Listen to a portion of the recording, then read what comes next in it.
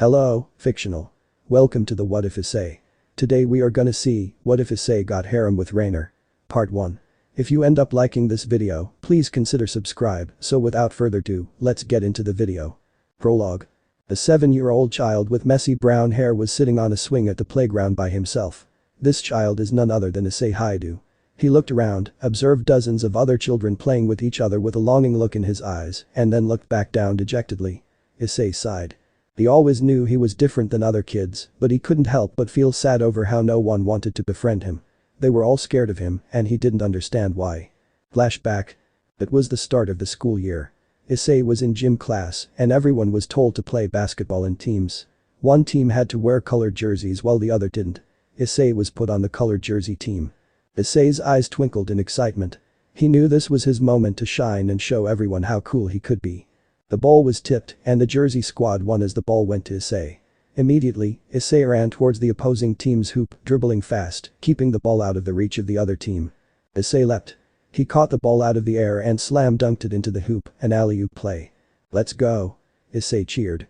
For the rest of the match, Issei was a one-man army. He was in the zone, too, and carried his team to victory. He thought someone would approach him and say something like, "That was amazing.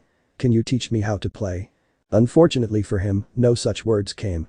To his shock, all the other students, even the teacher, glared at him out of fear. Issei had no idea why. Flashback end. "Hey there. Mind if I sit next to you?" a girl suddenly asked. Issei looked up at her in surprise. She had long light brown hair tied into twintails and violet-colored eyes, smiling at him expectantly. Issei smiled back and nodded. "Oh. Sure thing." She happily took a seat on the swing next to him, kicking her feet and humming to herself. "My name is Arina Shidu. What's your name?" Issei smiled politely yet shyly. "Issei Haidu. It is nice to meet you, Arina." Arina beamed. "What are you doing out here by yourself, Issei?" Issei turned his face away and frowned. He didn't want the first person he could potentially be friends with to reject him too. I don't have any friends. No one wants to be friends with me. For reasons I wish I knew, everyone is scared of me." Arina smiled sadly. "That's too bad. You seem like such a nice person." "Alright," she exclaimed, standing up and turning towards him with a determined smile, placing her hands on her hips in a sassy manner. "It's settled, then. I will be your friend, Issei." Issei was surprised. He felt hope surge through his body. "It's too good to be true," he thought to himself, but his eyes shimmered with desire. "You mean it? You want to be my friend?" Arina smiled and nodded. "Of course." Issei felt tears running down his cheeks. He sobbed quietly, lowering his head, his hair covering his eyes. "My first friend." Arina panicked, not wanting to draw unwanted attention. "Hey. There is no need to cry now, is there?" She gently hugged Issei, who immediately brought his arms up to return the gesture. "Geez. You're such a crybaby." She gently rubbed his hair. "I see. It's because this boy is still too weak to control even the minuscule amount of my power I lent him that my aura leaked out and frightened those other children, although he is able to tap into that power without either of us even knowing. I only found out recently that he had done so since I had woke up from a nap. Perhaps his new angel friend will help keep him strong." "Heh. Hang in there, kid. For now, all I can do is watch you, but when the day comes that you are strong enough to communicate with me, that is the day I will activate the boosted gear for you." Throughout the years, Arina was often Issei's rock. She kept him safe from bullies, and she played with him all the time. Now in middle school, and Issei is 11 years old as a first-year student at Kuo Middle School. Issei started to physically change in ways he didn't quite understand. It was embarrassing to even think about it, but he started to have perverted thoughts of a few girls here and there, and he started masturbating occasionally when he couldn't help himself, especially at the thought of a girl he had a crush on. Her name is Natsuki Murayama. One day, Arina found out about Issei's porn stash, and she was pissed.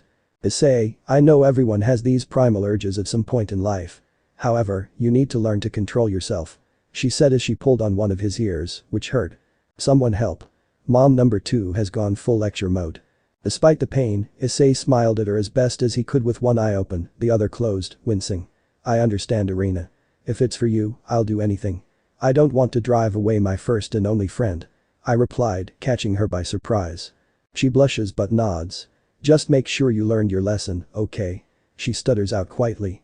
2 years later, Issei was 13 and in his third year of middle school, now a junior with only 2 years left till he is in high school. That's how school works in Japan.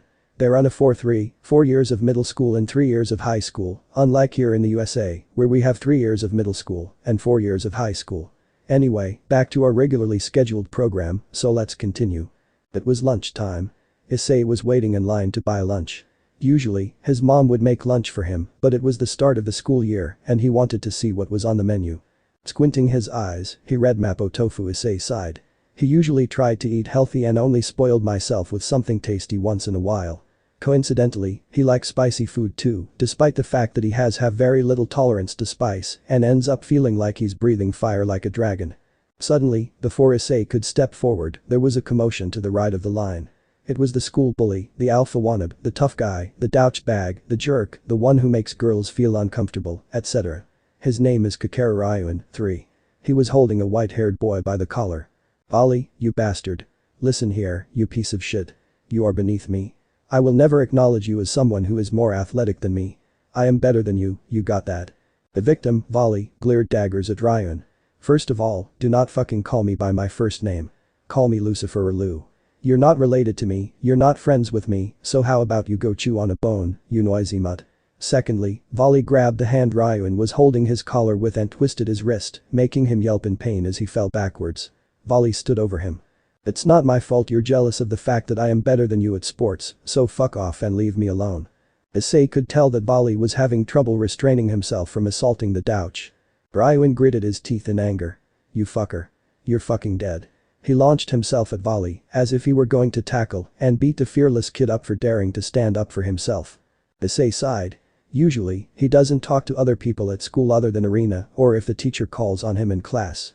He decided to get out of the lunch line and play the peacemaker before the situation got out of hand. Before anyone had time to register what happened, in the blink of an eye, Issei launched himself at the bully and grabbed the back of his school uniform by the neck with one hand while using his other arm to wrap it around him, applying pressure on his jugular, effectively putting him in a chokehold. He could tell by the way Ryuin struggled in his grip that the bully is very strong for a normal person, but unfortunately for him, Issei is anything but normal. "Now, calm yourself before I make you." He turned his head to find the source of the voice. "Haidu. You're fucking dead. What do you fucking think you're doing? Let me go, bastard." He thrashed wildly in Issei's arms for a minute before he realized it was useless and stopped struggling. Issei set him down on the table and looked at him and then at Volley, who looked interested and amused at the fact that Issei just manhandled the school bully. "What's going on here?" Issei inquired. Volley sighed.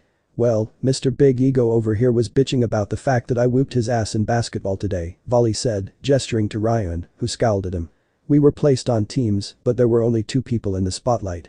I was carrying my team and he was carrying his, but I clearly kicked his ass and won 166-66, and I wasn't even trying." Issei's jaw dropped for a moment before he recollected himself and turned towards the embarrassed jockey, who turned his head away from the two with an audible "tch." He glared in a random direction, causing anyone in his peripheral vision to nervously look away. Issei smirked. "That bad, huh? You must either really suck or your new arch-nemesis is just that much better than you. Probably both." Ryuin growled, slamming his fists down onto the table. "Fine. I propose a rematch. How about a 2-on-1? I'll take both of you on and show you who's boss." Volley and Issei glanced at one another and smirked with the same thought running through their minds. This guy is a moron. "Oh? In that case, I accept your challenge, Ryuin. By the way, you don't even deserve to have Dragon as your name because you sure as hell don't scare me. I'll make sure that Volley dunks on you a bunch of times," Issei stated, feeling quite superior. Volley huffed. "That won't be necessary. I'll be the shadow to your light, 4. The wannabe dragon said your name is Haidu. You're a respectable person, so let's be friends." "It's nice to meet ya, partner," Volley said, offering his hand, which Issei gladly shook. "Nice to meet you too, Volley, and yes, let's be friends. You can call me Issei." Issei replied happily. Arena frowned at Issei in concern, worried he might get assaulted, but he simply gave her a confident smile and a thumbs up, to which she blushed. "Why is she blushing? Kawaii," Issei screamed in my head. They then played a 20-minute-long match of basketball, 2 versus 1, Team Volley and Issei versus Team Ryuin, which every student in the school watched. They even got a teacher who coaches basketball to handle the scoreboard and referee the match. Ora. Volley chanted as he dribbled in insane Ammon Daiki fashion, using a spin move twice, dribbling fast as hell. Ryuin briefly tripped as he chased Volley, trying to cover him, but there was too much space. Volley, without even looking, channeled his inner Kuroko and alley-ooped the ball behind his back up to Issei from the corner to the left of the hoop. Zawarudo. Issei yelled as he proceeded to grab the ball and dunk on Ryun. "Time out," Ryun said, hands on his knees, trying to catch his breath, glaring at the duo through his eyebrows, with pure hatred. The entire school couldn't believe what they were seeing. After a mere 5 minutes into play, the score was 66-6, and the best part is that Volley and Issei made it obvious to everyone that they weren't even trying. All they did is play keep away, shoot for threes, and alley-oop the ball to each other at impossible angles before dunking on Ryun. The duo crossed him over multiple times and made him fall due to their blinding speed, ankles fucking broken. Four delinquent-looking douches entered the gymnasium. They snarled at Volley and Issei. Their leader, a bald dude with small earrings in his ears, spoke, "Hey, tough guy. We'd like to join Team Ryun and play." The referee shook his head. "No. I cannot allow you to interfere in the way these kids are handling their disagreement, which they've done mostly peacefully so far. More jocks will only make the situation worse." Volley and Issei shared a look, smirking as Volley, being the one initially involved with the situation, stepped forward. "Actually, Teach, we welcome them with open arms to play against us. You see, Issei and I are barely trying. This is so boring that we haven't even come close to working up a sweat since we're not trying at 100% right now. We will now show you why you don't ever mess with us again." The teacher gulped and nodded. "Very well. A 2-on-5 then for the remaining 15 minutes, I take it." He turned to the two, who nodded with excited smiles. They finally went all out and proceeded to massacre Team Ryun, as they didn't let the other team score 1 point. That's how Issei's friendship with Volley started. Volley became Issei's best male friend, and after hanging out with Issei and Arena, he also became Arena's friend. As all this was going on, Drake and Albion were having a conversation using their draconic magic. HMPH. "Unfortunately, it seems our hosts are getting along too well," said Drake, feeling uneasy at the prospect of working alongside his rival. Albion sighed. "Do you even remember why the two of us were fighting?" "I sure as shit don't." Drake closed his eyes and let out a in thought as he tried to remember. He opened his eyes. "I don't remember." "I see. In that case, shall we call it a truce?" "Well, I am reluctant to call you a friend just yet. I do think it would be wise of us if we stopped trying to kill each other, since our hosts seem to have bonded. We obviously cannot force them to fight, and besides, you and I never seem to actually die when our past hosts perish." Drake huffed. "I agree. It is April, and Issei is now about to start his first year of high school at Kuo Academy, and he is very excited. It recently became co-ed, so Issei thinks he might have a chance at getting a girlfriend." "Hurry up, Issei. We're going to be late if we don't leave now," Arena yelled from downstairs. "I'm coming." "Mom, Dad, did Volley already leave?" Issei asked as his mother handed him his bento. Volley and Arena live with Issei now, so they had to make quite a few renovations to the house by adding 2 rooms, although Arena and Volley both got part-time jobs, feeling the need to pay back the high dues for their kindness. "Yes, he already did. That boy is more punctual than you despite seeming so relaxed all the time. Now go, and remember to behave yourself," Miki Haidu said, giving her son a kiss on the cheek. Boru Haidu lowered his newspaper and looked at Issei with a smirk. "Make sure to come back with a few wives and grandkids for me, okay? Make a harem." Mrs. Haidu took out a wooden spoon, walked up to Goru, and smacked him hard on the crown of his head. "Stop being such a perv." Issei chuckled as he left the house with Arena and made their way to school. They made it through the first 3 periods of class in which they introduced themselves and were already given homework. Luckily their teacher is a hot lady. Her name is Roswis. Issei thought, where does her name come from, I wonder? Germany. Anyway, it is now lunchtime. Arena and Volley waited for Issei, and the trio made their way to the cafeteria and got their food. Of course, Issei already has his, but the other two wanted to buy something. "Follow me, you two. I found a nice place outside to eat," Volley said, leading them to a small hill that had a chain link fence at the top. Behind the fence was the school track and soccer field. To the left of where they sat and behind the fence was the tennis court, and right in front of them a good distance away was the baseball field, as well as the school entrance, which was much closer. People were going about their day when suddenly all the girls stopped to turn their attention towards the school entrance, loudly admiring 3 beautiful girls who entered the school grounds. "It's them. It's the great ladies of Kuo," one girl loudly proclaimed. Volley and Issei exchanged confused looks and simultaneously said, "The great ladies of Kuo? What? You don't know who the great ladies of Kuo are?" "Ah." Issei nearly choked on his food and coughed a little as the 3 turned towards the voices. It was the 2 school perverts, the infamous perverted duo, Mitsuda and Motohama. Yes, they already made a name for themselves. During class introductions, the students were told to say something that they like along with their names. These two said they love peeping on girls, easily earning many facipums from the guys, volley and essay included, as well as looks of disgust from girls. Those few girls sitting closest to them scooted their desks away to sit with as much distance between themselves and the newfound danger. No one can blame them. Luckily, Irina was sitting right in front of Issei, so she felt safe there. Irina now hid between Volley and Issei to shield herself from any lechery. "Where did you even come from?" Issei shouted. They ignored him as they continued to inform the trio of who the three great ladies are. "Well, firstly, we have the student council president, Sona Shitori, second-year student. 5 feet 5 inches, 112 pounds, B30W 22H 33 inches. Delicate as an orchid, fair as a cherry blossom, and the personification of feminine grace. And a dude. Tall as a willow, slender as a reed. A dude. Radiant in shrine vestments. A dude, 6. Motohama said as Mitsuda punched him, causing the bespectacled pervert to spit comedically as he fell. "President is not a trap. That's disgusting," Mitsuda shouted as other team got up. "Oh yeah, there's no need to fetish shame me, you loli-loving pedo," Motohama replied. The three hill settlers watched this exchange between the perverted duo in disgust with beady eyes, mouths ajar, sweat dropping, the whole 9 yards. Mitsuda cleared his throat. "Anyway, the next one is second-year student Ria's Gremory. I don't know her measurements, unlike this moron who has the gift of being able to instantly discern a girl's measurements by looking at them with his glasses on," he said, thumb gesturing to Motohama before he then put both index fingers and thumbs in the shape of a camera pointing it at Ria's as she walked by. "As you can tell by her amazing looks, she's basically a teenage supermodel. I mean, look at those huge tits. Fuck dude, I would love to get tit job from her. I bet it would feel amazing for my beep to be buried between her amazing gazangas. And all the time that the two of you were monologuing, how the hell are the great ladies not inside the school already?" Issei exclaimed in annoyance, to which the duo ignored. Mitsuda continued. "Anyway, the third, final, and arguably the sexiest girl in the entire school is Akeno Himejima, a second-year student. She somehow has boobs even bigger than Ria's. All three of them have one thing in common though, and that's that they all have nice thighs. Heh." Issei heard Volley, who was getting annoyed, sigh. "Alright. We get it. Now please leave so we can eat in peace." As Riaz and Akeno arrived at the Occult Research Club building, Riaz opened the window and kept her eye on someone. There were 2 boys and a girl sitting on a hill. She could sense that the girl is an angel, so she will have to have a talk with her as to why she is in devil territory, but those 2 boys.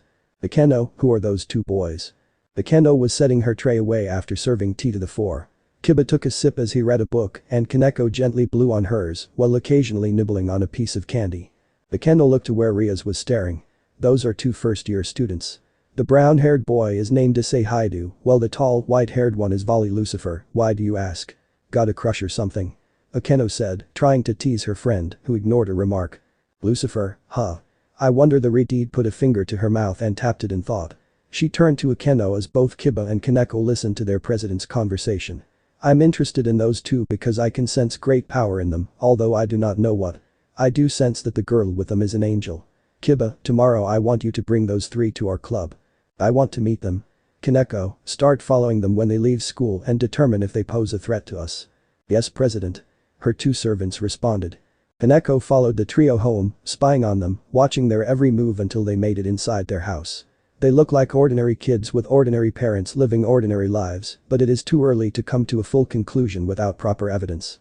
She knows that she needs to spy on them more, but the weird part is that all 3 children seem unaware of the supernatural world's existence and of their own powers.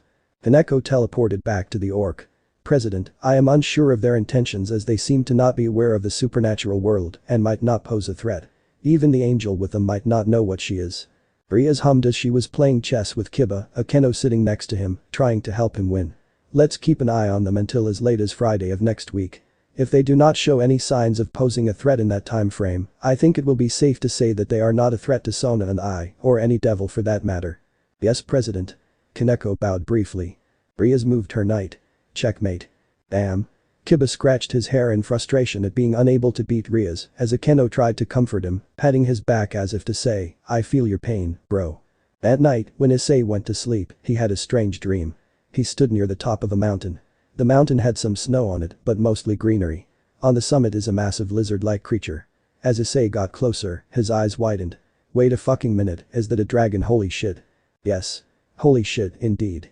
I am a dragon, partner, and you are my host. This vision won't last long since you are still not strong enough to use my power, but it's nice to meet you. My name is Dreg. Issei was astonished. Oh, my name is Issei Haidu, and it's nice to meet you too. I'd imagine that right about now, your friend Volley is having a similar dream with his dragon, Albion. Anyway, you should wake up now and get ready for school. The dream ended, and as the three friends got ready to go to school and left the house, Irina voiced her concern over our behavior. Issei, Volley, what's wrong? You both look lost in thought. Issei gulped. Well, I had a weird dream where I was talking to a massive red dragon. He said I'm his host or partner, and that Volley is probably experiencing a similar dream with a similar dragon. Volley nodded in affirmation. Irina looked confused. As the boring math class ended and with it school, most of the girls squealed as a blond boy walked in, smiling politely at them. Most of the guys, Issei included, were jealous of his good looks and they gave him glares.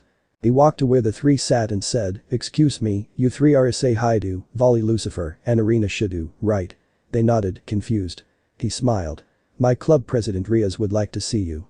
If you would, please follow me." They looked at each other, shrugged, and stood up before following the school prince.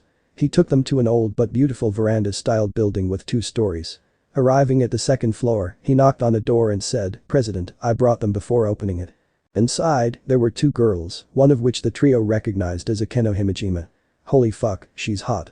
Issei tried not to stare too much at her, since he knows he would end up embarrassing himself and possibly her as well. The other one was a white-haired girl, a rather petite one for a high schooler, eating a bag of NMNs with some Grunel's vanilla ice cream. They heard a shower running somewhere but didn't see Riaz until she stepped out of the bathroom in a towel that barely covered her thighs. "Are you fucking trying to give me a boner?" Volley shifted uncomfortably at the sight next to Issei, having similar thoughts. Riaz smiled at them as she walked around to the stereotypical club president desk and sat down. "Hello. My name is Riaz Gremory. Please take a seat. I am president of the Occult Research Club. My other club members should also introduce themselves if they have not already. My name is Kibayudo. Nice to meet ya," he said, winking at Issei. "Is he gay? I fear for my chastity. I am Akeno Himejima, the vice president of the orc. Nice to meet you," she says, smiling at Issei with a strange look in her eye. "Senpai, did I do something bad?" "Kaneko Taoju." The three introduced themselves and the conversation started with small talk. "Any sports you like to play? Are you single?" That last one was Kiba. Bastard. Eventually the conversation shifted in a direction the three didn't see coming. Riaz cleared her throat. "So, on to the purpose of this meeting. I am going to ask you a few questions and I want each of you to answer me as honestly as possible. Let's start with you, Issei. Do any of you believe in the supernatural?" He blinked, confused at the question. I do. Unfortunately, I don't think I have ever seen anything that would count as evidence of such," Issei said, half lying. He is not sure why, but he can sense that she may have ulterior motives. Ollie spoke. "I concur with Issei." Irina placed her finger on her lips in thought. "I believe in God, that much I know, so yes." Riaz nodded. "Okay. Now I have a question that is specifically for Irina.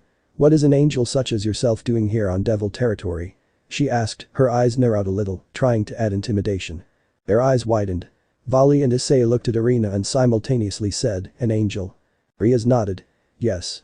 Irina is an angel, and the 4 of us in the orc are devils. At the same time, they revealed bat-like wings. The angels and fallen angels are our enemies." Irina's expression shifted from confused surprise to worry and a bit of fear. I wasn't aware that I am an angel.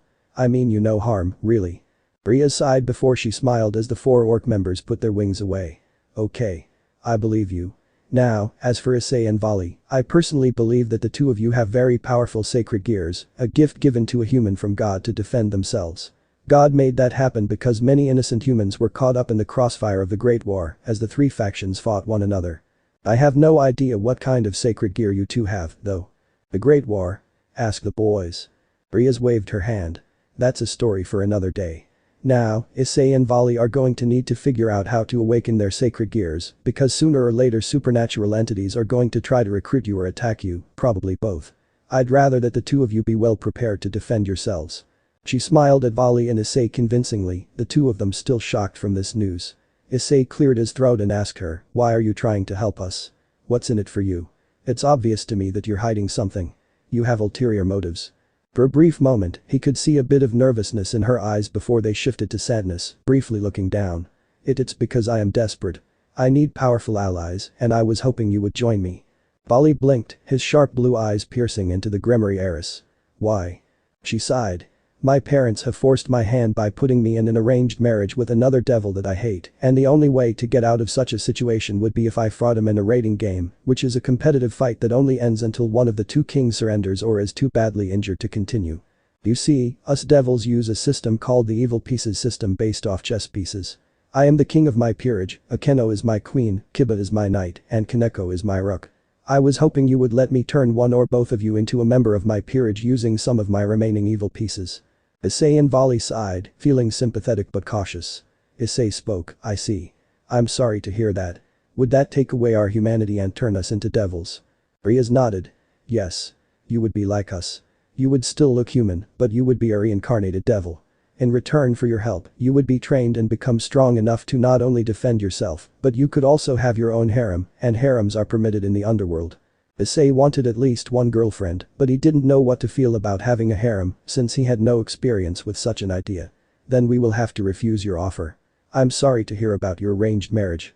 If you ever want to talk about it, I'm here for you. Riaz smiled gratefully. Thank you. Oh yeah, before you leave, Vali, you should know that you are part devil. Vali was surprised but not shocked. Is my grandfather the cause? Riaz nodded. Yeah, how did you know? Vali furrowed his eyebrows as he stared off to the side, reflecting on his past. Well, my auntie said that my parents were murdered by my grandfather. She always said he was a devil.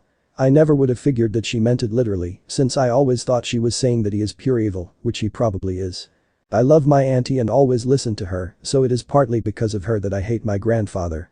Riaz nodded. I'm sorry to hear that. If you don't mind asking, what is your aunt's name? Graphia. She's my evil grandfather's niece. It must be her brother, my father, Euclid Lucifuge, who is the devil, but I ended up with the last name Lucifer because my mother was a human, which must be how I got the sacred gear you speak of. Why do you ask?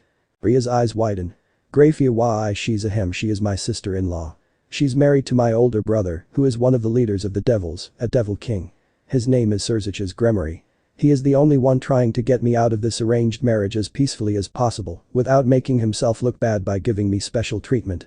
It's frustrating. Vali's eyes widen in shock as he listened to her. He collected himself before he replied. I see. So that would make you and me distant relatives. Siblings. Cousins. I'm not sure what term to use in this situation. Riaz giggled. Distant relatives, but you can call me Big Sis or Riaz. Vali scratched his head. I think I'll just stick with calling you Riaz. Issei and Irina knew about Vali's relationships with Graphia and his spooky grandfather figure, but they were equally surprised to learn that Vali is part devil. Nonetheless, they were happy for Vali to know that he has a relative in Riaz and subsequently the possibility of a powerful ally in Surzich's. Issei, Vali, and Irina were on their way home when they were stopped by a voice. Hey, wait.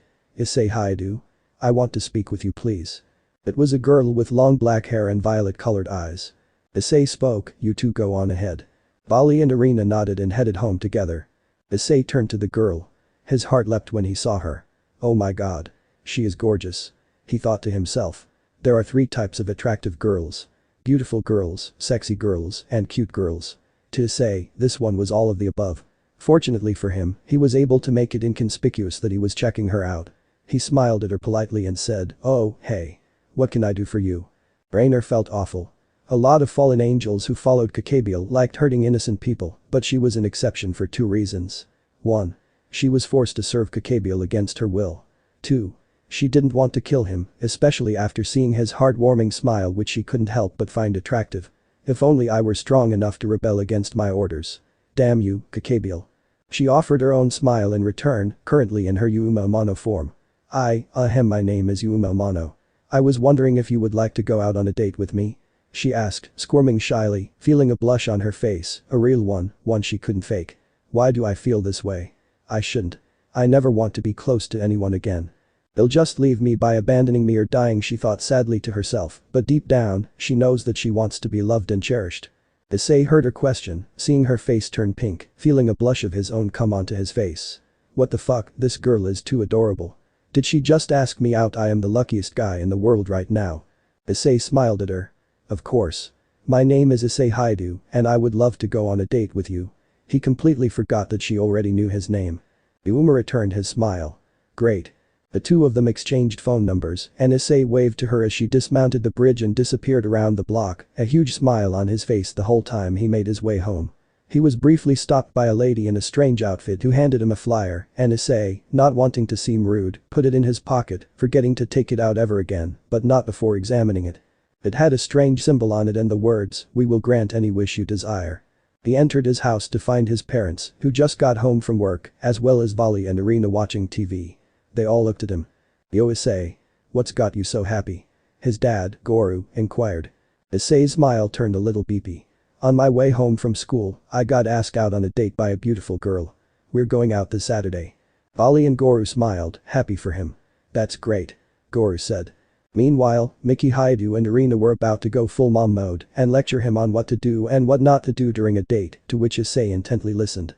Issei managed to get in 2 workout sessions before his date with Yuma.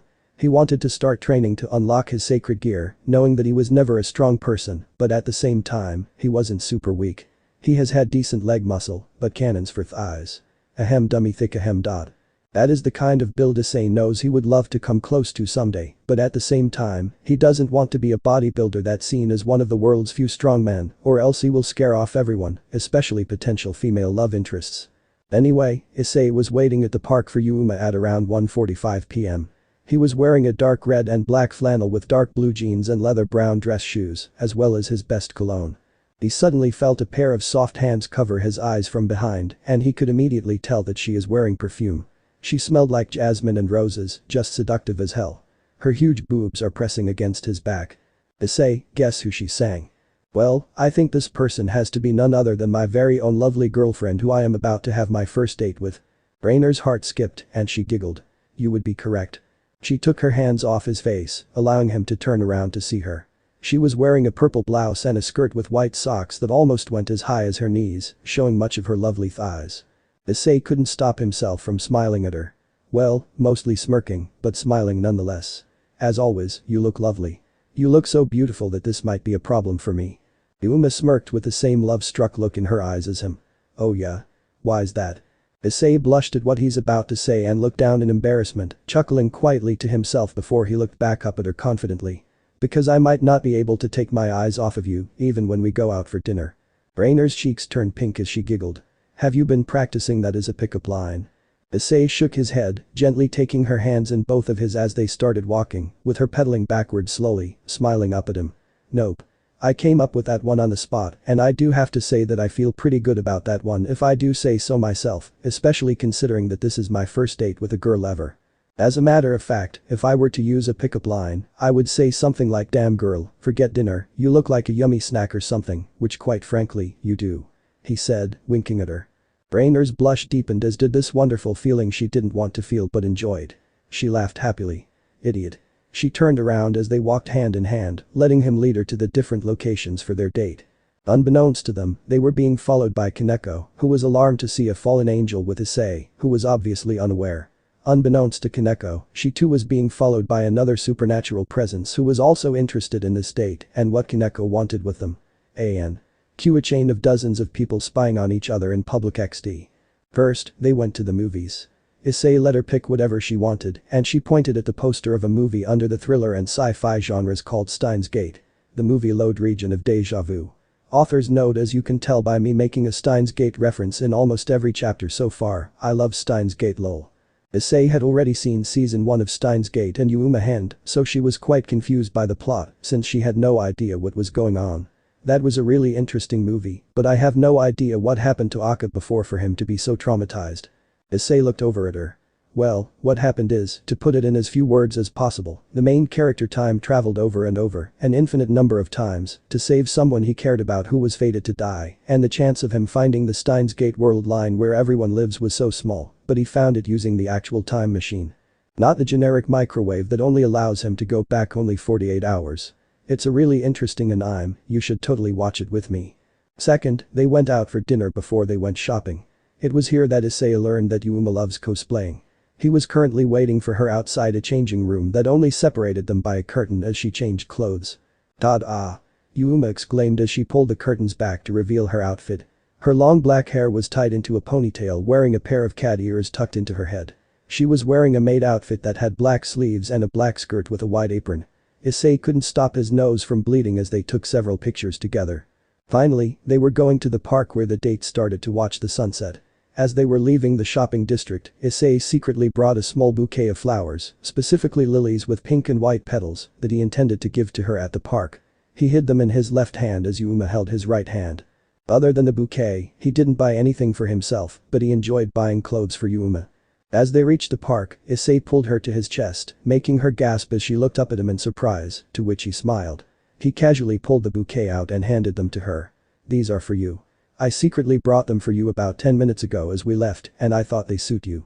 The white flowers represent your innocence, while the pink ones represent love." Raynare backed away a few feet and lowered her head, her hair hiding her eyes which were filled with tears of sadness. She turned around to wipe them away. "Issei, there's something I need to tell you. Yuma Amano is not my real name. My real name is Raynare and I am a fallen angel." She transformed into her true form, looking a couple years older with bigger boobs and a pair of feathery black wings protruding from her back. Kaneko nearly jumped out of a nearby bush to attack her, but she stayed put to observe. No dominatrix outfit. Issei was surprised to say the least. "And? That doesn't change the fact that I have feelings for you, although I am now even more involved with the supernatural than I already am." Raynare blinked. "What do you mean? Shouldn't you be shocked here?" Issei shrugged. "Ria's Gremory told me all about the supernatural." Raynare's eyes widened. "Gremory?" Issei nodded. "Yeah. She's a student at Kuo Academy, just like me." Raynare nodded and Issei suddenly saw her summon something. It was a spear made of light. He barely heard her when she mumbled, "I'm so sorry Issei. Please forgive me." Only two other beings heard due to their supernatural hearing. In that moment, Raynare seemed so incredibly sad to Issei, but Issei didn't have time to respond to her statement when she threw the spear at him. "Ah." Issei was shocked as the spear embedded itself in his stomach. He fell to one knee, wincing in agony, before he couldn't take the pain any longer and fell backwards onto his left side, laying in a fetal position. Raynare, seeing this and not being able to bear seeing neither his pain nor him bleeding to death, yanked the spear out of his stomach, wanting him to have a quick death, and flew off as tears rolled down her cheeks. She disappeared out of Issei's view after a minute as he reached his hand out to the retreating figure. He never noticed that she was crying. Only one person saw her crying, and that was one of the two following them. She hid in the shadows, her voluptuous figure and blonde hair, practically blinding any onlookers due to her beauty if not for her stealth. A look of concern etched on her face. "Raynare." She watched when she saw the devil following Issei and Raynare stand up from the bushes and walk over to Issei right as he died. In a church on the outskirts of Kuo, Raynare was meditating. Donasik was laying on a bench and Middle was sitting on the floor next to him. Middle was playing on her Nintendo Switch. Donasik was bored, so he decided to watch her play. "Ah. Fuck you." Middle screamed as Bowser murdered Mario, who she was controlling. Donasik couldn't help but laugh. He found the sight of a loli getting angry at a video game very amusing. Raynare landed at the church and immediately went inside after drying her tears. Seeing her only friends, Raynare, Middle and Donasik, she felt grateful for that. She didn't want anyone like Fried Selzen, Kakabiel or Valper Galilei to see her crying and assume that she developed feelings for the target they assigned to her. Raynare opened her eyes as the three of them looked at their companion. "So, did you kill the Sacred Gear Kid?" She nodded as she slowly walked up to Raynare and sat next to her on her knees, deep in thought. Yes, I did. It didn't feel good. As a matter of fact, this is the worst I have ever felt about anything." She said it as emotionlessly as possible, but she was never good at hiding how she felt as some of her sadness carried in her tone.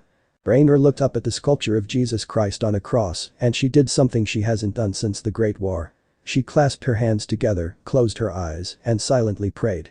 She prayed, not just for forgiveness, but also for Issei to be accepted into the kingdom of heaven and for Issei to forgive her. She wasn't aware of the irony of this situation though. A fallen angel praying for the angels in heaven to accept the soul of a soon-to-be reincarnated devil. Such kindness is rarely seen that affects specific members of all three factions. Even though she knew God is dead, perhaps one of the four great seraphims will bestow upon her some mercy by at least accepting Issei. Raynare, being Raynare's best friend, looked sympathetically at her as she immediately understood the situation. She had no idea that this mission was going to take this much of a toll on Raynare's heart. Of all the fallen angels to ever exist, Raynare has always been one of the kindest purest. To be forced to kill the person you love made Raynare mad for her. Middle turned off her console and looked at Raynare in confusion. Fallen angels never genuinely pray, and the ones that do are almost always like Fried Selson, a vile despicable man who rapes and murders, justifying his actions as the will of God. So what reason would Raynare have to pray, she wondered. Donasi crazed an eyebrow. Why? Kakabiel said that the brat posed a threat to us, right? Raynare glared at the fedora-wearing man. Idiot. We are only following Kakabiel's orders because of him threatening to hurt us. We hate him. Raynare sniffled, her nose runny from crying earlier, her tear ducts thoroughly dried. She slowly opened her eyes, stood up, and turned around to face the other two fallen, glaring at Donasik. They could see her eyes were a little red from crying, and the two fallen angels realized why she was praying.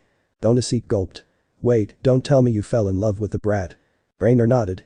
I did. This is something I will never forgive myself for, nor will I forgive Kakabiel for making me do this. The devils might eventually come looking for us, and if they do, run. Go to Azazel if you have to, but we absolutely cannot risk restarting the Great War like Kakabiel wants us to. Middle sighed. Then what happens once Asia gets here? We can't exactly disobey if Valper wants us to take her sacred gear, because Kakabiel will send a lot of exorcists here to make sure we do our job. Raynare responded, we take her and run away. Kakabiel wants her dead, so we will protect her.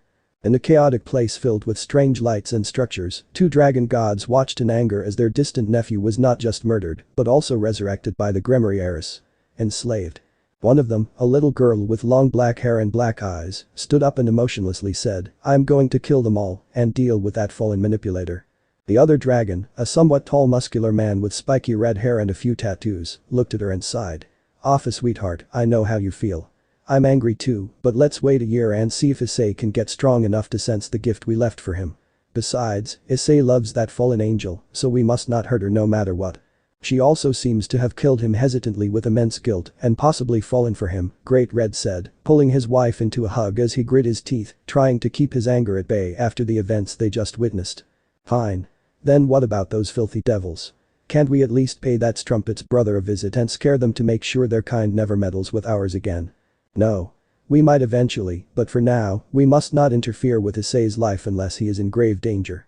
I know you want to hurt the devils, and I do too, but they could help Issei get a lot stronger so that something like this won't happen ever again to him. Visiting the Devil King would only incite fear and chaos into his retarded race, as he is one of the only very few intelligent devils who would listen to us, while the rest would panic. Remember what happened during the Great War. Remember what these three factions did to Dragon Albion. That was out of fear, and the result was a complete shit show for everyone involved, including us dragons. Office frowned. She wanted nothing more than to be there for Issei, and even though he wasn't her son, she looked at him like one since they are blood related. Great Red smiled at her brightly. For now, I think we should train his two friends living with him once Issei is strong enough to survive by himself and is at least as strong as a dragon hatchling. His smile disappeared into a thoughtful frown. There's one thing I am a little concerned about though. That woman who was following Issei on his date with his beloved is one of the angels' leaders, and her name is Gabriel, a seraphim. She seems to know our Issei's beloved fallen. What could she possibly want from her? A few days passed, and Issei felt like his life was thrown into chaos. For him to wake up and find out he is a devil that was resurrected by Riaz was shocking. He was her pawn, and it took all 8 of her pawn pieces to bring him back. He thought of Raynare and the explanation he gave to his parents on why Riaz was sleeping in his bed in the morning, ignoring their remarks of, oh my god, Issei is cheating on his girlfriend with a white girl. And your harem has just begun, my boy. That last one was his dad. Riaz introduced herself and was about to say something to them when Issei whispered in her ear, let me handle this. I'll have to lie to them. As Issei sat at the dining table eating breakfast, he explained to them, Yuma is still my girlfriend, but she ran away after I tried to kiss her. Don't be surprised if I never see her again and you never get to meet her. Riaz was satisfied and decided that she won't have to wipe anyone's memories. Bali and Irina watched in the background in concern. They could tell something happened to Issei on his date as he lied to his parents. He always spoke to them of wanting a girlfriend, so his behavior was something that they would demand an explanation for. Issei had no idea why Raynare used an alias, why she killed him, or why she seemed heartbroken when she went through with it. He felt many things. He felt worried about her and confused, he missed her presence a lot, but above all, he felt betrayed and angry. The next time he saw her face, he knew he would fight her if he had to, but he would at least talk to her and ask her why she did what she did and what was he to her. As they walked to school, Issei spoke, President, can we go to the Orc?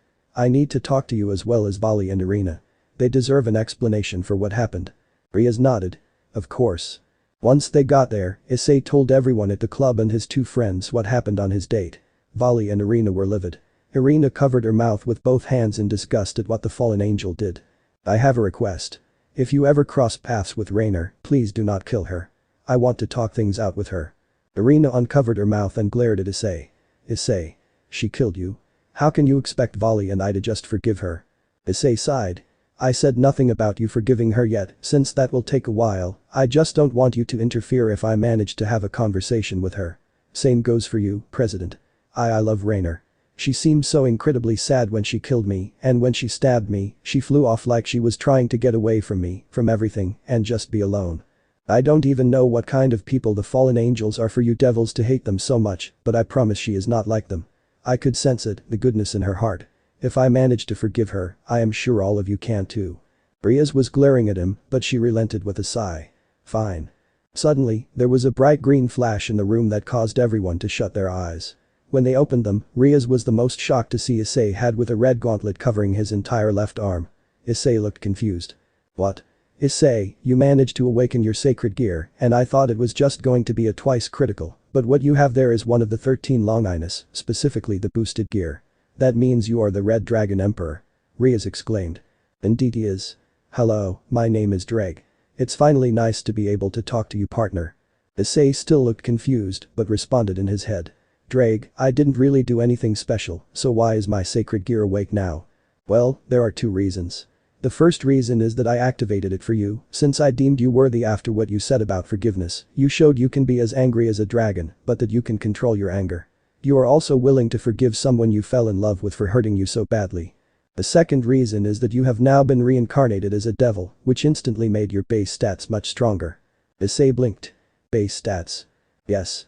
Past hosts of me, past users of the boosted gear, have permanently infused the boosted gear with many abilities some consider to be unnatural.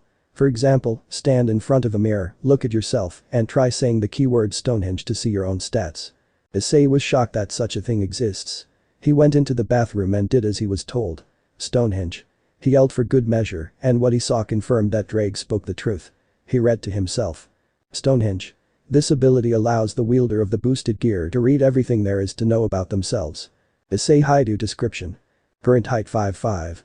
Current weight 115 pounds. Current physique slender, lacks muscle.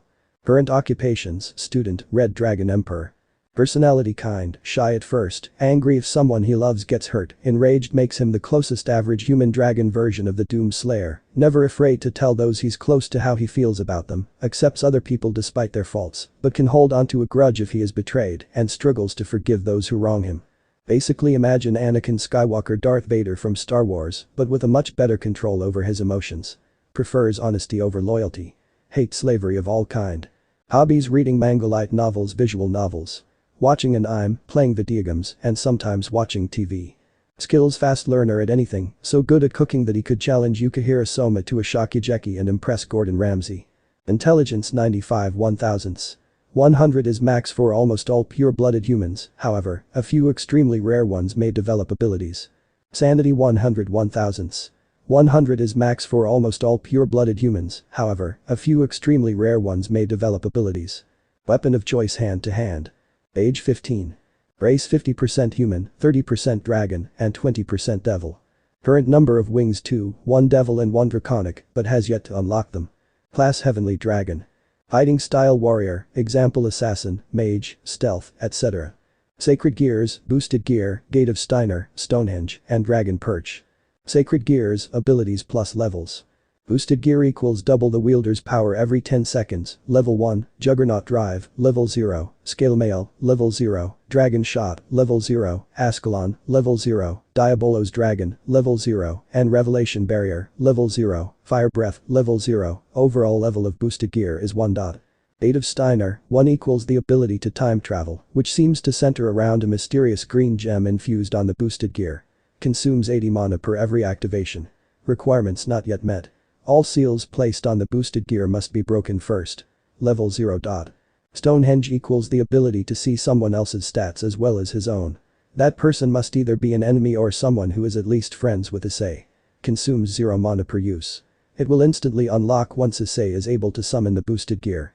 Issei and other beings' attributes, enemy or loved one, Issei must encounter them at least once before he is able to see their stats without said being actually being there, as they will be accessible via a database in Stonehenge only visible to Issei, as well as any live changes made to it. Level. Dragon perch equals an infinite pocket dimension. Anything of any size or mass can be stored in it. The boosted gear must level up enough to acquire it. Requirements not yet met. Level. Potential base potential of Dragon God without boosting power, unlimited potential with boosts. Level 11.10 is max for almost all pure-blooded humans, however, a few extremely rare ones may develop abilities. HP 105.100 is max for almost all pure-blooded humans, however, a few extremely rare ones may develop abilities. Magical affinity fire, teleportation, and barriers. Obviously. You're a fucking dragon. Magical level 1.0 is max for almost all pure-blooded humans, however, a few extremely rare ones may develop abilities. MP Mana 2.0 is max for almost all pure-blooded humans, however, a few extremely rare ones may develop abilities. Note when magic is used, mana is rarely ever depleted, but it also depends on the type of magic. Athleticism Stamina 100.100 is max for almost all pure-blooded humans, however, a few extremely rare ones may develop abilities. Strength 82.100 is max for almost all pure-blooded humans, however, a few extremely rare ones may develop abilities. Toughness Durability 248.100 is max for almost all pure-blooded humans, however, a few extremely rare ones may develop abilities. Diplomacy Negotiation, 92 1/1000. 100 is max for almost all pure-blooded humans, however, a few extremely rare ones may develop abilities. Intimidation, 300 1/1000. 100 is max for almost all pure-blooded humans, however, a few extremely rare ones may develop abilities. Charm 225 1/1000. 100 is max for almost all pure-blooded humans, however, a few extremely rare ones may develop abilities. This fucking kid damn near seduced a fallen angel. Weaknesses the people he cares about and his own lack of motivation to work out train. Family members pets Goru Haidu, father, Miki Haidu, mother, unborn 2 older siblings, deceased, Juzo Haidu, paternal grandfather, deceased. Notable ancestors Office and Great Red, distant aunt and uncle. Friends Volley Lucifer and Arena Shidu. Allies Ria's Gremory. Enemies whoever is ordering Raynare and quite possibly Raynare herself. Current goals, get strong enough to stand up to and reconcile with Raynare. Destroy whoever ordered her to kill you. Issei had to grab the counter to steady himself. So, first of all Drake, can anyone else see this text floating across my eyes, or is it just me? Just me. Partner, I am equally as shocked as you but for a different reason. Look where it says, notable ancestors. Do you have any idea who Office and Great Red are? Issei shook his head. No. They're your distant aunt and uncle. They're the 2 dragon gods, and both of them are among the top 10 most powerful beings in the world.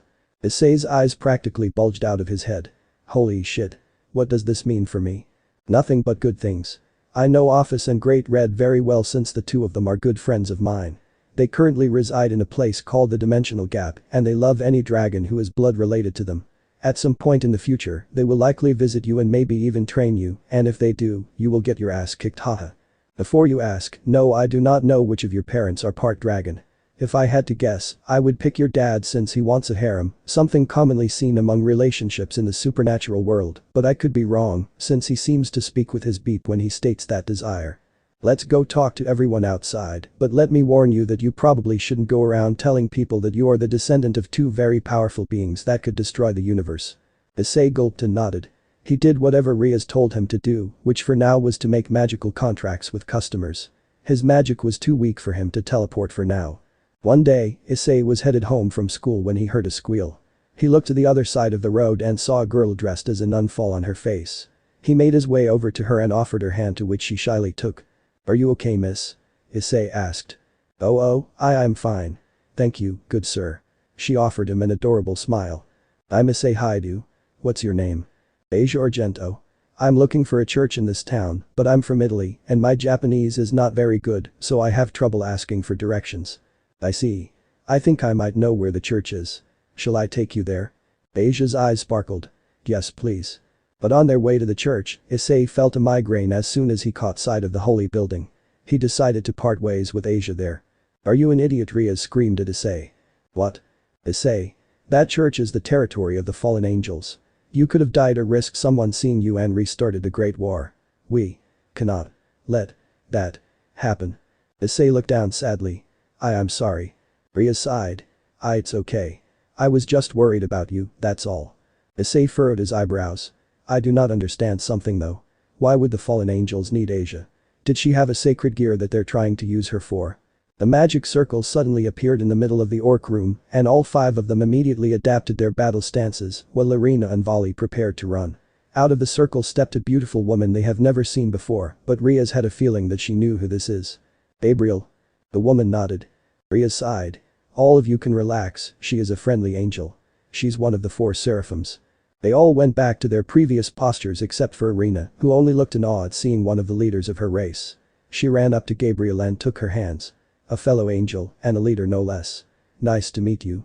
I'm Irina. Everyone's sweat dropped, even Gabriel, but she smiled. Nice to meet you too, Irina. She turned to Rhea's and adopted a professional look while Irina sat down. Rhea's Gremory, I presume. I was following your rook during your new pawn's date that ended with his death. Kaneko looked startled. You were following me, I didn't sense you. Gabriel smiled at her. I am a seraphim. Stealth is second nature to me. Michael wasn't happy with my presence not being in heaven though.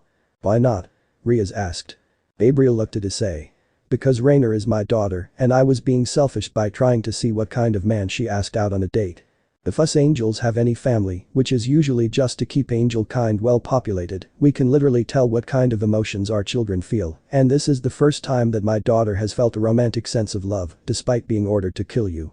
Most angels are taught by 2 of the 4 seraphims to discourage and not develop attachments, and I am the only exception, while Raphael is neutral. Ever since God died, we have forgotten compassion. I, however, love my daughter very much. Issei's jaw dropped before he recovered rather quickly. Raynare's mom is right before me telling me God is dead. What the hell is my life anymore, may I ask why Raynare fell from grace and why she killed me? Does she even know you're her mother? I still love her, despite what she did. Gabriel gave him a sad look. I can't answer the first part of your question, which you will need to ask my little Ray herself. She killed you because she was ordered to do so, and she does know that I am her mother, but I have not been able to have a conversation with her since before she fell. By whom was she ordered to kill Issei? Rhea asked. Gabriel's eyes narrowed. That warmonger Khaos. I need to warn Azazel about him, but I stopped here to warn you of his plans. He's planning to have his underlings, such as Raynare and her 3 friends at the church, kill Asia Argento for her sacred gear. Issei grit his teeth in anger. Damn it. He felt like he only had himself to blame if Asia gets hurt. Issei, something happened that convinced me to come here and see you, Gabriel said. Right after my daughter killed you, she went to the church and I heard her pray for forgiveness, for your forgiveness and for you to be accepted in heaven, despite you being reincarnated into a devil. You may not know this, but devils cannot be accepted into heaven, and even though she didn't know what happened to you, such an act of kindness has never happened before. I cannot force you to feel a certain way, but my daughter truly loves you and meant every word of it, and fallen angels are usually never even close to as emotional as she was when they pray. As her mother, I am not angry at her at all after how devastated she was over your death. I am so sorry for what she did to you. Please forgive her in the future, even if you cannot do so now. Gabriel did something that shocked everyone and bowed to Issei, who was so shocked that he might as well be dead. Ahahaha. An angel bowing to a devil, now that's funny. Dreg roared. Stop being rude, Dreg. Please raise your head, Gabriel. You should not be apologizing for your daughter's deeds. She is in a precarious situation and she needs us to work together for her sake, Issei said. Gabriel smiled and nodded. She then looked at Rhea's. I can't predict everything that my daughter is going to do, but I think Raynare and her 3 friends might be planning to enroll here at Kuo once they think it is safe. What will you do? My advice would be that you should allow them to attend. However, before they could respond, Gabriel felt something, being the overprotective mother she is for her daughter, in Raynare's emotions. Fear. Pure unadulterated fear for one's own life. She looked at Rhea's and said, I sense Raynare is in danger. Could you please help me? If you're willing to do so, meet me at the church at the edge of town. She immediately teleported to Raynare's location. If you're going, take me with you please. Volley said. Issei awakened his sacred gear after being put in a life-threatening situation, and since I am already part devil, I might be as strong as Issei is now even without my sacred gear. I'm coming, too. Irina stated. Rhea looked at them like they're crazy, but reluctantly nodded. She saw this as an opportunity to do something that would strengthen devil ties with the angels, while also making themselves enemies with Khaos. Before we leave, I need to send a message to my brother. She quickly scribbled a very brief letter addressed to Serziches on a blank piece of paper before teleporting it to his office. The letter read, "Big brother, an emergency has come up. Something is happening at the Kuo church. We are going there to assist the seraphim angel Gabriel in protecting her daughter, Raynare, who is a fallen angel, as well as her friends from Kakabiel's forces. I need your help please." Raynare, as the leader of her squad of 4 fallen appointed by Kakabiel, ordered her 3 friends to teleport to Kuo Academy and ask Ria's Gremory for help when Asia showed up because Asia was currently being held at gunpoint by Fried Selzen, hence the need for help. She figured both sides will be sending reinforcements. Her friends, however, refused to leave. "In the name of our Holy Father, I've always wanted to kill you, Asia Argento, for healing an injured shitty devil all those years ago. Die, bitch." Raynare threw a very precise light spear that struck the psychopath in the shoulder of his gunslinging arm. He fell to the ground and howled in pain. Asia ran over to Raynare. "Don't seek, protect Asia," she ordered, to which the fedora man nodded.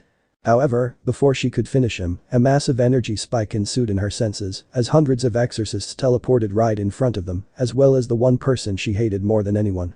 "Kakabiel," she snarled. Kakabiel frowned at the sight of Fried rolling on the ground in pain with a light spear sticking through him. He then glared at Raynare, who shivered in fear. "Raynare, you had one fucking job. I never thought you would betray me, so before I kill you, I do have to say congratulations on doing such a good job at selling your false loyalty to me so perfectly. Now I'll give you and your friends 2 choices. Hand over Asia Argento, and I'll make your death as painless as Poe's. Not my daughter, you bitch." A terrifying voice, amplified through the use of magic, screamed. It was Gabriel who appeared directly behind the devilish fallen angel, and it wasn't just her. Azazel was next to her, frowning at his insubordinate former subordinate. Mother Raynare shouted in shock. Her comrades were also surprised, but it didn't end there.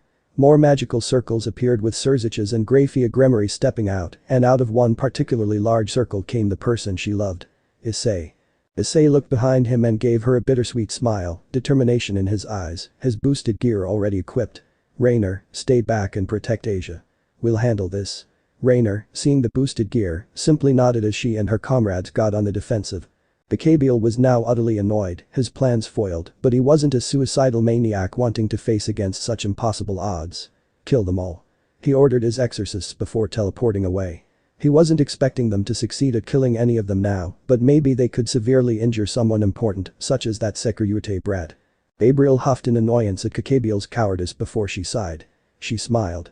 "Azazel, Surzich's, Grafia, Ria's, thank you for coming. Don't hurt the small group of fallen angels under the Jesus Christ crucifix, my daughter and her friends are there." Ladies.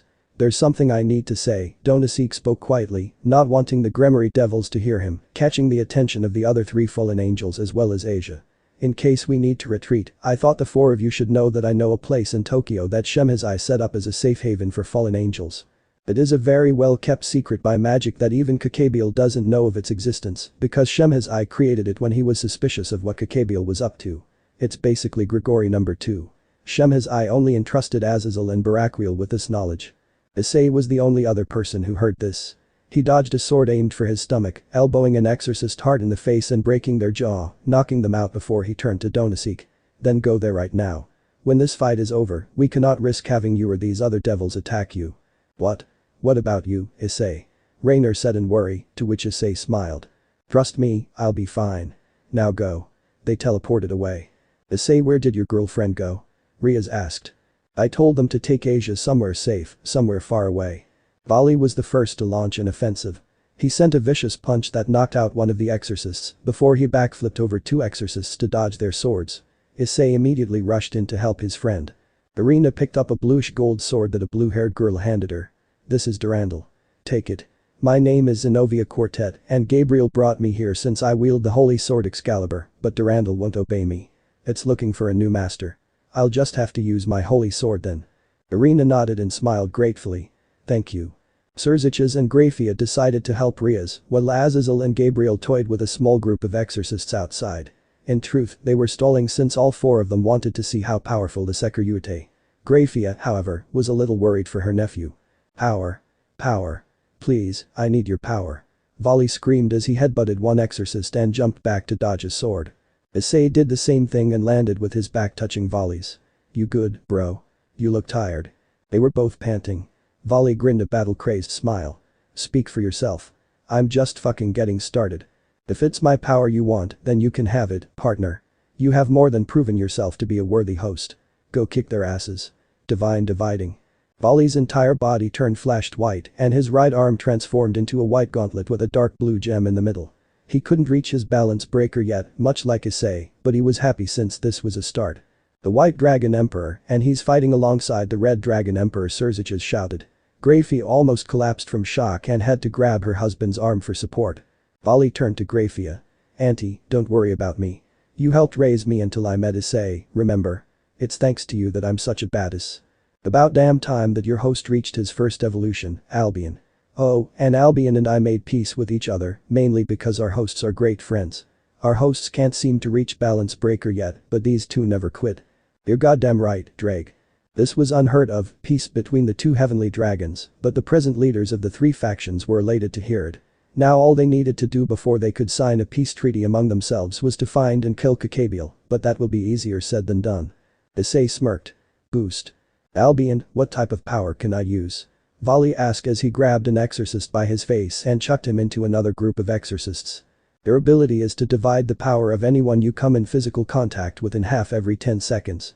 That power is added to you, making you freakishly stronger and faster. Vali smiled. The exorcists still standing shit themselves. This battle was over before it even began. Issei, meanwhile, was focusing on something Drake told him the day he unlocked his boosted gear. Flashback. Focus, partner. I'm trying, but it's hard to concentrate when I haven't rubbed one out in a while. Drake sighed in annoyance. Issei smiled nervously. Alright, I'm sorry. I'll focus. He closed his eyes, took a deep breath, and did as Drake said. Now, imagine it. Spitting out water is like the sensation of when you choke after dipping your head in a pool, but instead, imagine that water to be fire. Now imagine that fire to not be painful. I can tell you're afraid to try to breathe fire, but don't be. My past hosts have described it as nothing more than taking a really heavy, long, and concentrated exhale. It's like meditating with your eyes open. If you can breathe out a huge ball of fire, you will also be able to control it, but in order to do so, you have to be connected to your inner self on a very deep spiritual level. By inner self, I mean both your own mind as well as me. Think of yourself as Drake, you are not human, but rather a fearsome dragon. The world shall tremble underneath your feet. Who do you want to be, Issei Haidu? Who do you want to kill? Who do you want to protect? Flashback end. Issei was trying to do what Drake told him to again, except this time, he was focused, especially being in a battle to the death. This time he succeeded. A massive ball of fire spewed from his mouth, surprising everyone but Vali, who simply smirked.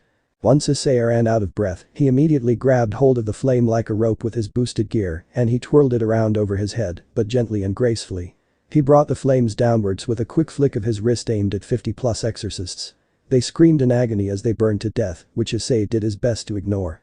This was the first time he was killing someone after all, but he was doing this to protect Raynare and Asia. Issei then took a slow, massive inhale, sucking up all the flames that disappeared into his nose as he closed his eyes and exhaled with his mouth to make sure no flaming balls of death came spewing out. He opened his eyes to see everyone staring at him in astonishment.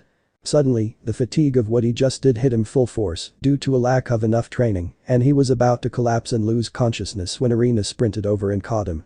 He put one hand around her and shifted his weight to lean onto her shoulder a little, looking over at her gratefully. Thanks for the save. She nodded. Impressive, Sekiruite. What's your name, and if I may ask, why are you here? Surziches, ever the peacemaker, inquired. Issei smiled at him, offered his hand to shake, to which the older gentleman did so. My name is Issei Haidu. As you have already heard, due to my death, I am the newest addition to your sister's peerage. Surziches nodded. Issei didn't want to tell him that his girlfriend is one of the fallen angels that retreated. Issei turned towards Azazel, who he recognized as one of the leaders of the fallen angels. Azazel, my girlfriend killed me, but she only did so under Khaos' orders, so please forgive her. Azazel smiled. Issei, it is not my place to judge Raynare, it is the woman next to me, her mother. He gestured to Gabriel. Mother Surziches and Grafia yelled. I thought angels didn't have children because they would fall if they had sex. Surziches inquired. Gabriel nodded. That is true, but God is Raynare's father, and we did not have sex. He simply willed her into existence. Rhea spoke. I don't mean to interrupt, but the crazy exorcist from before is still alive. Rhea's gestured to the now unconscious Freed. Surziches nodded. You can go home, Rhea's. I'll have him healed enough to live for an interrogation. Rhea's nodded, and her peerage teleported away except for Issei. Grafia, I still have some paperwork to take care of, so would you be a dear please and take him to the underworld, ready him for interrogation. Grafia bowed. Of course, my liege. I'll help, Azazel said, an unusually serious look adorning his face. There's something we need to ask him, something I am suspicious of, and I am sure that Serziches knows what I am getting at. The Satan in question nodded, and the three of them teleported away. By the way, where is Raynare and the three fallen angels with Asia? Gabriel asked Issei, who was surprised. I told them to teleport somewhere far away and protect Asia. I thought you knew the location of your daughter 24/7. Was I wrong? Gabriel raised both her eyebrows. What gave you that idea? Issei panicked. Well, it's just that you seem to like stalking your daughter. No offense. Gabriel pouted playfully and huffed as she teleported to home. Issei, Vali, and Irina decided to race each other home on foot without the use of magic, agreeing that it would make a good workout and that all three of them need better stamina. They ate a rather large healthy meal for dinner that Issei cooked, which was beef curry with rice and lots of vegetables as a side. After the three of them took turns taking a bath, Issei asked all three of them to meet him in his room. Vali sat in Issei's computer chair, while Irina laid down on the left side of the bed, leaving Issei in the middle. So what's up? Vali asked. Issei smirked. Drake told me that the boosted gear has gotten more and more powerful because its different wielders have infused it with specific sacred gears, meaning right now, I have my own sub-sacred gears. I was wondering if your dividing gear has something similar. Vali's eyes widened. Actually, it does. Albion told me. I can't tell what they are though since I have no way of knowing. He furrowed his eyebrows in frustration. I have an ability called Stonehenge that allows me to see someone's stats if they're an ally or enemy. It tells me almost everything about you as well as myself. Do you want me to read yours? Vali looked up in surprise, but he immediately nodded. Yes please. Stonehenge. Issei began reading out loud. Vali Lucifer description. Current height 5'8". Current weight 120 pounds. Current physique lanky, lacks muscle. Current occupations, student, white dragon emperor. Personality kind, but has a more difficult time controlling his anger than Issei. Hobbies reading manga light novels visual novels. Watching anime, working out, and fighting. Skills fast learner at fighting, meaning he levels up quite fast. Intelligence 86 1/1000. 100 is max for almost all pure-blooded humans, however, a few extremely rare ones may develop abilities. Sanity 92 1/1000. 100 is max for almost all pure-blooded humans, however, a few extremely rare ones may develop abilities. Weapon of choice hand-to-hand and magic. Age 15. Race 50% human, 50% devil. Current number of wings 2 draconic, but has yet to unlock them. Class heavenly dragon. Fighting style warrior, example assassin, mage, stealth, etc. Sacred gears, divine dividing, divine retribution, divine judgment, and divine obliteration. Sacred gears, abilities plus levels. Divine dividing equals when the wielder comes in physical contact with another, they can use this to divide the person's power every 10 seconds. Level 1, Juggernaut Drive, Level 0, Scale Mail, Level 0, Dragon Shot, Level 0, Ascalon, Level 0, and Revelation Barrier, Level 0, Fire Breath, Level 0, overall level of Divine Dividing is 1. Divine Retribution equals consumes 500 of the user's mana within 15 minutes or 33 mana per minute, but gives them terrifying speed that even a god cannot keep track of. Requirements not yet met. Divine Dividing needs to have all of its seals completely removed in order to unlock. Divine Judgment equals unleashes all of the user's stored up energy into a massive but precise nuclear-sized explosion that destroys everything it touches, but without the radiation of an actual nuke. Consumes 1300 mana. Requirements not yet met. Divine Dividing needs to have all of its seals completely removed in order to unlock. Divine Obliteration equals can create a black hole of any size the user desires. A supermassive black hole consumes 3250 mana. Requirements not yet met. Divine Dividing needs to have all of its seals completely removed in order to unlock. Potential base potential of Dragon God without boosting power, unlimited potential with boosts. Level 12.10 is max for almost all pure-blooded humans, however, a few extremely rare ones may develop abilities. HP 106.100 is max for almost all pure-blooded humans, however, a few extremely rare ones may develop abilities. Magical affinity fire, teleportation, and barriers. Obviously. You're a fucking dragon. Magical level 1.0 is max for almost all pure-blooded humans, however, a few extremely rare ones may develop abilities. MP Mana 2.0 is max for almost all pure-blooded humans, however, a few extremely rare ones may develop abilities. Athleticism Stamina 100.100 is max for almost all pure-blooded humans, however, a few extremely rare ones may develop abilities. Strength 83.100 is max for almost all pure-blooded humans, however, a few extremely rare ones may develop abilities. Toughness durability 251.100 is max for almost all pure-blooded humans, however, a few extremely rare ones may develop abilities. Weaknesses the people you care about and his own lack of self-preservation in a fight. Diplomacy negotiation, 25 1/1000. 100 is max for almost all pure-blooded humans, however, a few extremely rare ones may develop abilities. I guess peace is rarely an option, you battle maniac. Intimidation 310 1/1000. 100 is max for almost all pure-blooded humans, however, a few extremely rare ones may develop abilities. Charm 210 1/1000. 100 is max for almost all pure-blooded humans, however, a few extremely rare ones may develop abilities. Family members pets Graphia Lucifuge Gremory Aunt, Euclid Lucifuge, Father, deceased, Asako Himamori Lucifuge, Mother, deceased, and Rizavam Livan Lucifer, Paternal Grandfather. Notable ancestors Rizavam Livan Lucifer, Paternal Grandfather, leader of Old Satan faction. Friends Issei Haidu and Irina Shidu. Allies Riaz Gremory. Enemies Rizavam Livan Lucifer, Kakabiel. Current goals, get strong enough to be Issei's equal and to avenge the murder of your parents by killing your grandfather. Ollie sighed. I see. I need a little time to wrap my head around all this. He left Issei's room. Issei, can you read mine? Sure. Stonehenge. Irina Shidu description. Height 5'4". Weight 107 pounds. Physique very feminine with little to no muscle mass. Current occupations, student. Personality kind, somewhat of an airhead. Hobbies praying. Skills cheering other people up. Intelligence 80 235. 100 is max for almost all pure-blooded humans, however, a few extremely rare ones may develop abilities. Sanity 150 235. 100 is max for almost all pure-blooded humans, however, a few extremely rare ones may develop abilities. Weapon of choice Bible first, but if peace isn't an option, violence second. Durandal is the sword that was given to Irina by Zenobia Quartet, who said that it was looking for a new master. Age 15.